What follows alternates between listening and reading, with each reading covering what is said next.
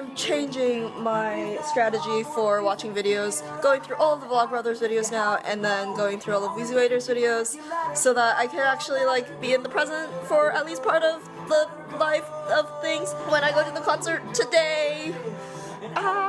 This was my second tour because awesome. I'd been planning to go alone, but then I took my parents, partly for the transportation, and then partly because it was this cool thing that I wanted to share with them. We're in San Francisco now, looking for places to get food. We drove by Slim's, and there was like no one there, so I guess that's a good sign. And we ended up at a Vietnamese sandwich place called Dinosaurs. So since there was no table, we are eating in the car. The opener at the San Francisco show was Old Earth, who I recognized from the Good Stuff soundtrack. One of the biggest things I felt differently at this show from the first tour was how aware I was of every performer. There was a sense of being in the know. Before the show started, there was a moment when Sam walked in through the front entrance wearing a cap, looking kind of surreptitiously around, and I looked at him and noticed no one else had noticed him. Anyway, I just felt the sense that I was there for every performer and not just Hank or just Harry and the Potters like a lot of people seem to be. And that meant that I was completely invested in every act. And speaking of Hank... Raise your hand if you are a YouTube Red I'm just seriously doing market research. I'm sure there's a Google employee in the room. Shoot, I got distracted by China's dance. So basically this is a noise thing. We're making sounds. Hopefully people are watching right now live.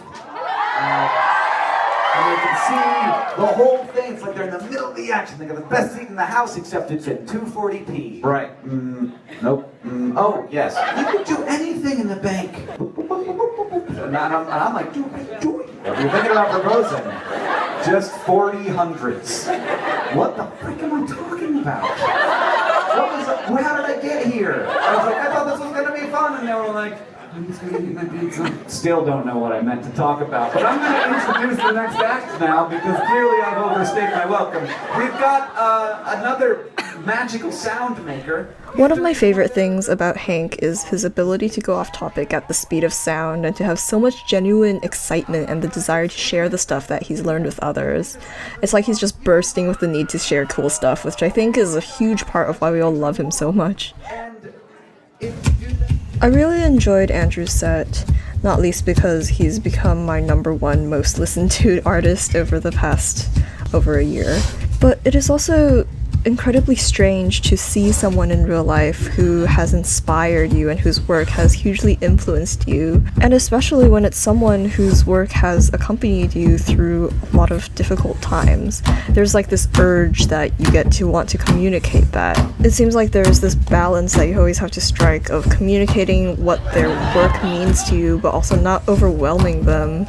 There's this pressure to want to convey all of the feelings that you're having, but of course you can only say a fraction of what you mean. And then there's this other route that you can take of just having a moment of banter or just being friendly or kind of hanging out. But anyway, I say this because I met Andrew after his set, and here's what happened. Oh, I was wondering. That's fine. Everybody should do that at least once, all at once. We should pick a time. At 3 more. Huge fan of your music. I've been like exclusively listening to your music for like the past 2 years. Oh my god. Thank you.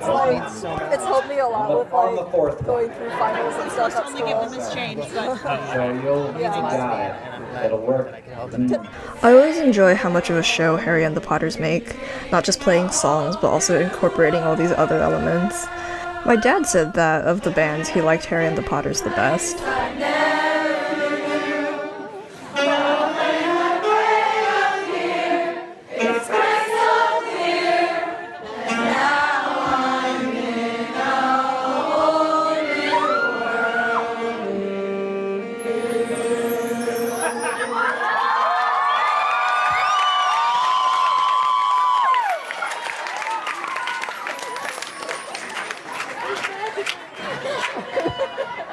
And I didn't know what to do next. So we saw.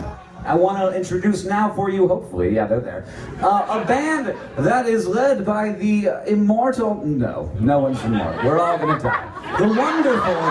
The wonderful Craig Benzine, Weezywaiter, YouTube encore. Come on up, band. This is Driftless Pony Club.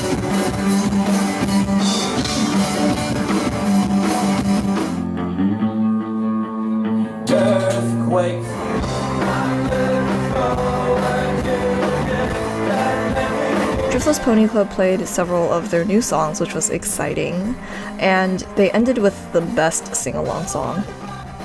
It's always my favorite one to sing with. And I really like how it's so easy for everyone to catch on, even people who haven't listened to their music before.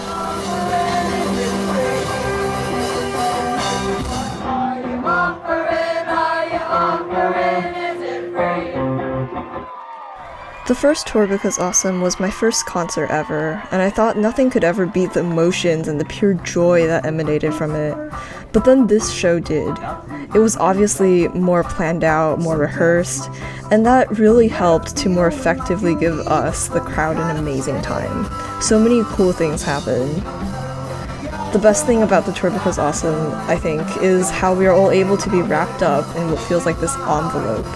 This fabric of warmth and love and joy that permeates all. I love the feeling that these concerts give me. It is joy to the purest degree. I think it's more than cathartic.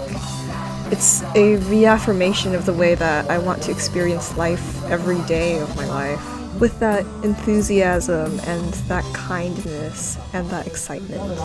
Death is such a gift because the only reason we can die is that we even live.